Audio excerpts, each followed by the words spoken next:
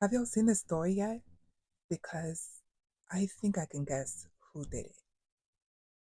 Mica Miller, age 30, was found dead with a fatal gunshot wound in North Carolina. Here's what her pastor husband had to say the morning after she was found dead.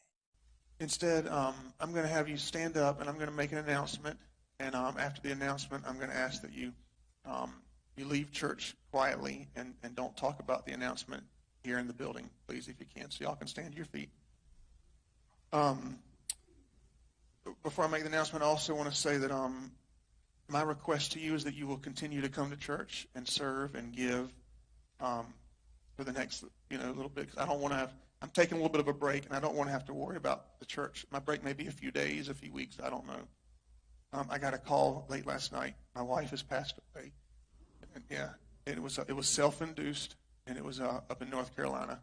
And we're gonna have a funeral for her next Sunday here at 3 p.m. And so it's all I can. Yeah, I'm just kind of going on adrenaline right now. So y'all pray for me and my kids and everybody. And she wasn't. Y'all knew that she wasn't well mentally, and that she needed her medicine that was hard to get to her. And so I'm sure there'll be more details to come. But just keep our family in your prayers. And I'm going to let Pastor Randall, my bishop, he can pray. I'll give him a microphone. He'll pray out. And if you have anything you want to share as well. Although Pastor John Paul Miller states that Mica suffered from mental illness, Mica has something different to say. This is a video that she posted just a few days before her death. I had a lot of women that have reached out to me about situations of abuse. And I just want to tell you what a lot of people have told me lately and reminded me, because I think I forgot. I knew, but I pushed it in the back of my head just because of my situation. But you are the bride of Christ. Before anybody else's bride, male or female, it doesn't matter. It doesn't matter what gender you are. Abuse is abuse.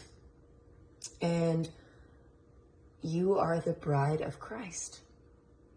And my Bible says that he took all the abuse you could think of for you so that you didn't have to live that life of slavery and bondage and pain. Jesus took it all for you.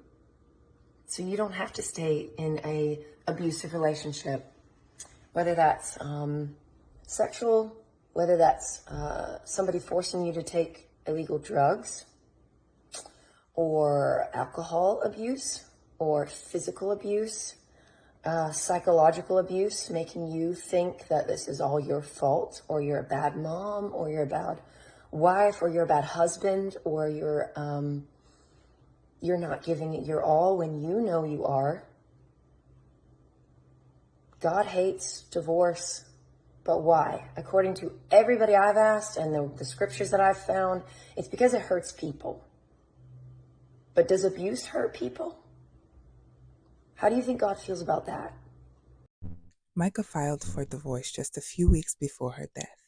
Her family wants a deeper probe into her death because they believe that Pastor John Paul Miller has something to do with it, and I believe the same thing.